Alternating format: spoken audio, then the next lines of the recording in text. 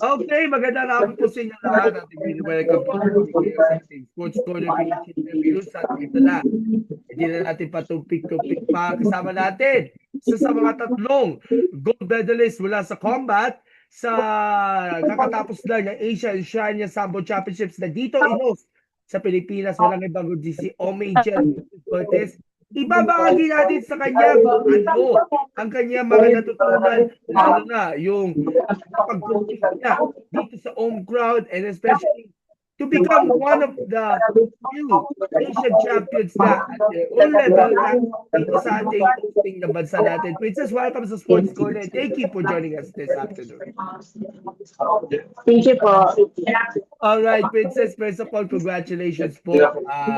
It's such a way nga pala. Now, of course, you're now one of the queens. Of course, isama na din natin si Jo Marie Torres, and then si Ace Linyap na namayani nga dito sa ating Asia Oceania Sabu Beat. Nakapagtatapos tayo ng 5th place overall. So, ano ba yung mga naging sentiments na all throughout this competition at ito na, all years of hard work, sacrifices, and all of that, isa ka ng Asian champion on your own. Very, grateful kasi yung lahat po ng pinagdaanan during trainings, yung mga past competitions, na-apply ko po yung mga natutunan ko doon sa larong ito po, the last weekend. At kung makikita natin na doon sa ating picture na i-share ko, by the way, kung maaari, ayan, nakikita natin yung picture galing sa PSC, awak-awak yung bandera. That was the time noong nanalo ka ng gold medal in front of many people. Nakita natin si Coach Ace Larida, sa coaches din si Coach Jerry Legaspi. But let's go through dito sa inyong preparations along the way nga, Princess. Gaano ka ba kahanda? Gaano ka ba ka-inspire na dito sa Pilipinas i-host na itong Asia Oceania Sambo Championship? And what drives you to become a better athlete, lalo na dito po sa bansa gaganapin at makakatapat ninyo yung mga sikat ng mga competitors in your category dyan po sa Asia Oceania level? Actually, we prepared so much po since last year na sinabihan ako na possible mag-combat ako. So, inagahan po namin yung preparation. Nag-schedule po agad ng training with the combat sambo, ng striking. So, saan ako pwede mag-focus. Then, i-add lang po yung mga techniques ko from judo. Then, hanggang sa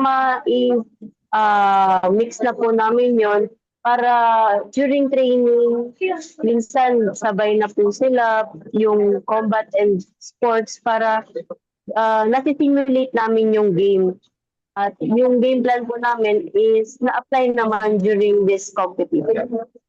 Nabanggit mo nga na of course nanggaling ka doon sa sports sambo team. Pero technically, you're a part pa rin ng UST judo team, no? Hey, Coach J? Actually, I graduated na po last year, so hindi na po ako sa US. Okay, I focused on the national team na po. And then, before that, nag-sports sambo ka sa national team. So, paano ka nag-adjust from being a sports sambo athlete into combat sambo athlete? Kasi alam natin, ang combat, it is a different way of style niya ng sport dito. At sabi mo nga, marami ka natutunan from your judo career na na-apply nga dito sa inyong pag-transition niya dito sa combat sambo. Actually, yung sa combat training ko, kasi na po ako before, nung sabi na akong possible ako mag-combat sambo, nagpapaturo na po ako ng mga basics, yung mga punches, ano bang mga stance ng combat sambo. So hanggang sa, ayun po, na ginagawan ko po ng paraan para mas bumagay po sa playing style ko yung combat sambo po. And sinuportahan ito ng inyong mga coaches, lalo na si Coach Ace and si Coach Jerry na pagbutihin ninyo, training pang-usayan at mas lalo ka pang ma-improve. Siguro kwentuhan sa akin kung paano ka ba na-improve at paano mo na-execute pa lalo yung training system ninyo upang makipagsabay rin, maging at pa rin sa mga Asian counterparts na lalo na the weeks that gone by before itong Asian Oceania Championships.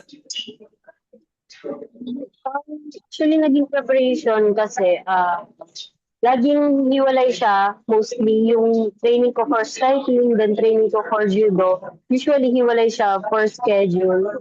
Tapos, hanggang sa papalapit na yung games, pino-combine na namin siya unti-unti hanggang sa ano na po namin, execute na po namin kung anong possible combinations ko since hindi naman po ako totally marunong mag-combat talaga kung paano sinuntok, sinipa. So I just learned the basics na tinuro nilang konti, then i-combine lang po kung ano yung mga tools ko sa judo, kaya yun po yung naging game plan po during this competition. Speaking of game plan, alam naman natin kung gaano kahirap ngayong pag-execute na ng game plan when it comes na sa preparations, even sa pag-maintain ng weight. Kasi nakita naman natin how our fighters na didisiplina sila sa pag-gain ng weight o pag-cut ng weight. Pero namamanage nyo rin ito. And paano ka ba i-address ninyo yung concerns nyo mentally dito sa inyong preparations wise? Actually, when it comes to weight cut naman po, since matagal na namin siya ginagawa, meron kami lagi, nagpa-plan kami ahead kapag ganitong 1 month before na lang, dapat malapit lang yung weight namin sa playing weight namin. So, for example, dapat at least 2 kilos above ka lang or 4 kilos above ka lang sa weight mo para mas madali lang siya ibawas hanggang sa competition na. Tapos, pagdating naman po sa yung sa game plan po, talagang in-internalize ko po yung game plan po na yon. Actually, yung ano po, the night before, hindi rin ako masyadong makatulog ng game para sa game. Since parang lahat po ng tinurong techniques, nag-replay siya sa utak ko. Then, I try to focus na kung ano yung natutunan ko during our training, yun lang po yung execute ko during the game.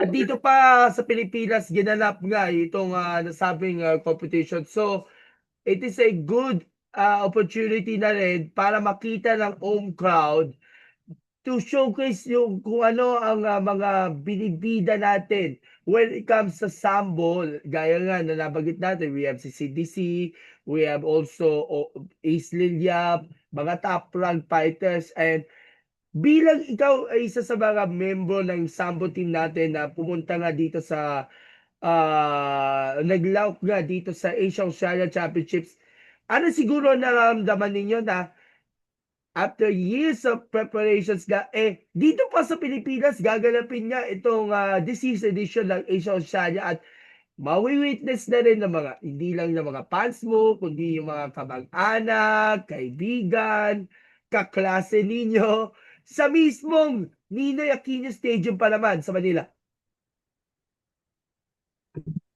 I'm both proud and pressured po actually kasi since dito siya sa Pinas, mas maraming makakita, mas maraming makakanood. Kung ano ba talaga yung pinagtitrainingan namin sa araw-araw, kung ano yung pinaghihirapan namin.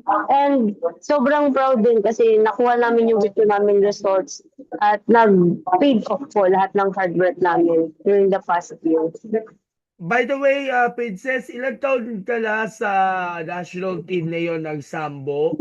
Prior to joining na yung Asia Championships, ano siguro yung mga pinakamahalagang achievements na nakamit nyo when it comes na dito sa Sambo event?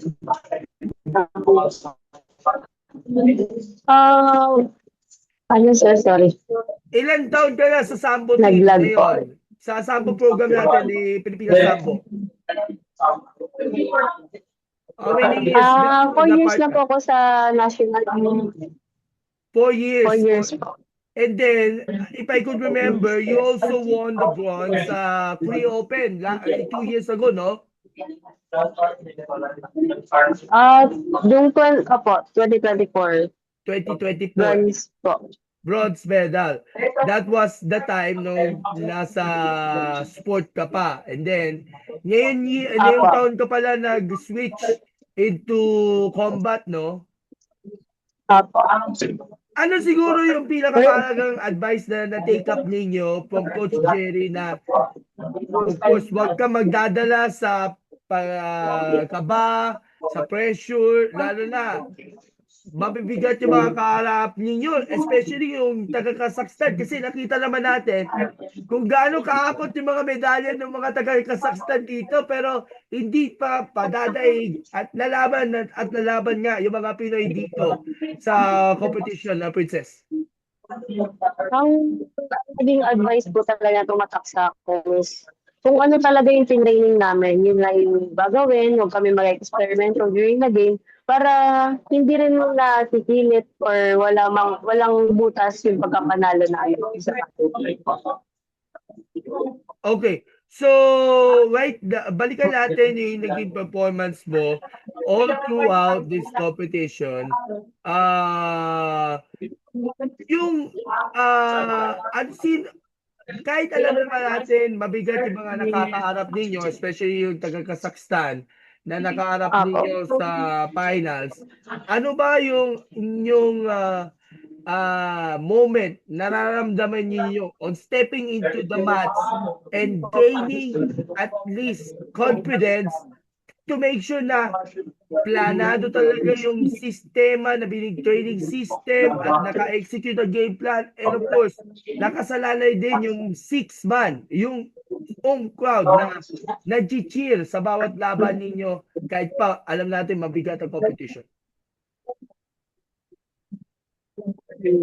Actually, medyo nangibabaw yung kaba ko during the game. Kasi grabe yung kabog ng dibdib para sa paglalaro. But last in time, talagang pinocus ko yung sarili ko na okay, kailangan kong manalo since nasa home court tayo, mas maraming nag-cheer, mas nakaka-confident din manalo. Kasi nandyan po yung mga kababayan natin Pilipino. Okay. So, ito ba yung una mong pagsabak sa Asian Championships so far sa iyong career? Pangatlo ko na po ito. And yung first ko po, sports sambo po. Then itong 2026 is yung first time ko pong magpo-combat sambo talaga. So, 2 beses ka nag-sport, like Asian Championships sa sport, and then nag-combat on your debut pa naman. On your debut pa naman dito sa inyong career. And you written history nga as one of the 3 athletes na nagwagi nga ng gold for the Philippines na dito sa competition. Walk us through kung ano mga nangyari, assess to us, ano ba yung mga defining moments na na-strive sa inyo all throughout this competition, especially nga dun sa 59 kilograms na inarap ninyo. Actually, since sa weigh-in pa lang, pinagdadasal ko na actually yung sa draw ng competitor. Sana maganda yung pwesto ko, sana okay yung ma-observe ko yung mga magiging laro ko. Then hanggang sa, since pinagdasal ko siya, so far tinupad naman ni Lord na maganda yung naging pwesto ko. So, I watch lang yung semifinals ng mga kalaban ko. And dun po ako talaga sobrang nag-plan ko ano magiging laro ko kapag naging katapat ko na si Kazakhstan sa finals. Okay. Nung nakatapat ninyo sa finals yung Kazakh po na rin, na alam naman natin, isa siyan sa mga top competitors dito sa Worlds. Ano siguro yung nararamdaman ninyo, especially during the difficult moments na nakipagbanggaan kayo against the Kazakh po and to show your guts and feels na naramdaman ninyo sa harap ng mga libo-libong mga tao na lumalaban ka pala, all out ka para dito sa competition. Actually, nung nakapila na kami for finals, lahat ng maglalaro for finals. Nire-replay po lahat sa utak ko yung pagod ng training, lalo yung mga endurance training na tiniis po namin. Kasi ang tagal po, almost lagi ang sparring namin para sa tournament na to. So, ang mindset ko talaga is since 5 minutes lang naman tong laro na to, dapat i-boost ko tak lang talaga ng attack. But at the same time, may presence of mind para the focus is makuha ko yung gold medal during that time. And nung time na yun na nakuha ninyo yung gold medal, inabot mo, tapos isa ka sa tatlong individual na of course, kumanta ka ng national anthem, yung Lupang Inirang, parang naiyak ka na that all the efforts, the hard work, the sacrifices that you earn, you deserve it. Eto na isa ka ng ganap na Asian champion on your own at may tuturing ka na isa sa mga bagong muka ng Sambo kasi nakasanay natin si DC, Chido C, they are the faces of Sambo right now before. Pero kayo ni Jo Marie Aisley na 28 at ikaw, kayo yung mga bagong muka, bagong sibol ng Sambo dito sa ating bansa. Actually, hindi pa siya masyadong nag-sink in until now. Pero ramdam ko yung saya. At the same time, parang may goosebumps pa na doon ko na-realize na naipanalo ko nga yung isa sa pinakamalaking laro sa larangan ko ng Sambo. Okay. So, by the way, 1-0 ang naging score ninyo. Anong score ninyo during the fight? Isa-isling niya para yung 1-0. 9-2 po. 9-2 against Kazakhstan Yes. po. With this victory na na-earn ninyo, ano ba siguro yung pinaka long-term goal ninyo at admiration na kaya po ma-defend yung title next edition at of course, beating the odds ika nga para dito sa inyong patuloy na pag-sustain pa lalo nag-success sa inyong career? So far, ang plano pa lang po today as of now is to train more. I-improve po yung mga areas na parang naging kulang during the game. Kung lalo po yung sa striking, since combat po siya, mas hahasain pa po para sa mga susunod na laro, mas mag-improve pa po every tournament. So, what's next para dito sa ating champion athlete princess? Back to training na ba? Pag-aandaan nyo ba yung Korea Open? So far sa ngayon po, baka po magpahinga po muna. As for me, nagpe-prepare pa po muna ako for board exam, which is kinoconsult ko din po sa mga coaches. And if ever may mga tournament po, baka i-entry din po ako so far. Okay, so iniintay pa natin yung magiging desisyon niya yung coaches kung saan ka sasalang next. But of course, naintindihan natin na of course, mabigat ang responsibility na dala-dala being an Asian champion right now. And ano siguro yung naging goals ninyo upang mas lalo ka pang maalagaan ninyo ng gusto ang pagiging Asian champion, and ang long-term goal nyo ba is to being a world champion sooner than later? Yes po. The ultimate goal po for the Sambo team is na magkaroon po kami ng world champion for the team. Sa combat? Apo. Ganun din po sa sports, yung papala rin po. Ayun. Lastly, Princess, isa ka sa mga inspirasyon niya kung bakit ka patuloy ka na nagko-compete na for the sport that you love. Ano ba sasabi mo? Dahil naramdaman ninyo ang support ang binigay ng mga fans ninyo, especially the relatives who all came the way nga from their respective provinces to watch you. And even online. Sobrang grateful din ako talaga sa mga support, and nagpakita po talaga ng kung gaano ka-proud ang mga Pilipino sa mga atleta nila kapag nagko-compete. Sana po magpapatuloy pa po. Lalo sa mga martial arts, at hindi pa po kilalang mga combat sports. Para lumagana pa po yung mga kaalaman, lalo makakatulong din po ang martial arts sa daily life po ng mga tao.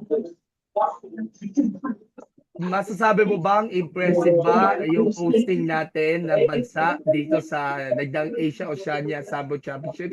And do you think kaya ba natin ng Pilipinas na makapag-host pa lalo na mas marami pa mga Sambo tournaments kagaya nito?